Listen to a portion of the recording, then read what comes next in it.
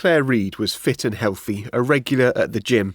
She married Andy last October, but 5 months later, Claire died suddenly on a weekend away with friends. Andy says the death of his perfect wife is hard to comprehend. It almost seemed unreal and so unlucky that, my wife has died of something that I've never heard of, that shows no symptoms at all. What chance have you got for someone who just shows symptoms 5 minutes before her death? It haunts me every time I go through it and kind of relive it. Tragically, Claire's story isn't unique. An estimated 12 people a week aged under 35 die from a previously undiagnosed heart condition. The family are now determined to create something positive from Claire's death and want more screening introduced for sudden adult death syndrome.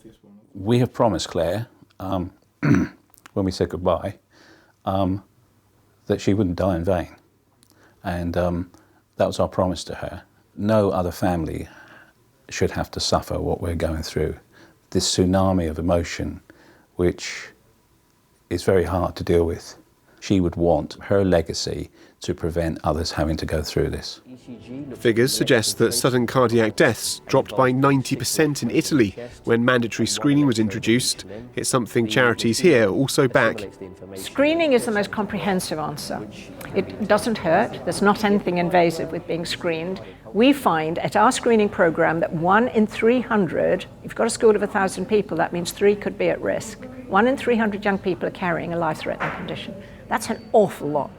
The family also want to see defibrillators made available in areas where young people exercise. Sadly, where Claire died, there was no defibrillator.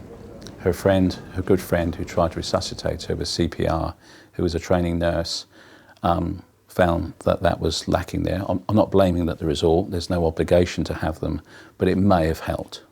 They've almost raised £5,000 to supply a day of screening at a mobile unit in Southampton.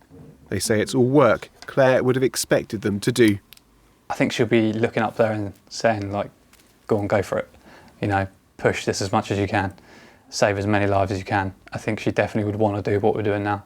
And there's not enough being done by the powers that be to ensure that young people stop dying needlessly. Ed Sherry, BBC South Today, Botley.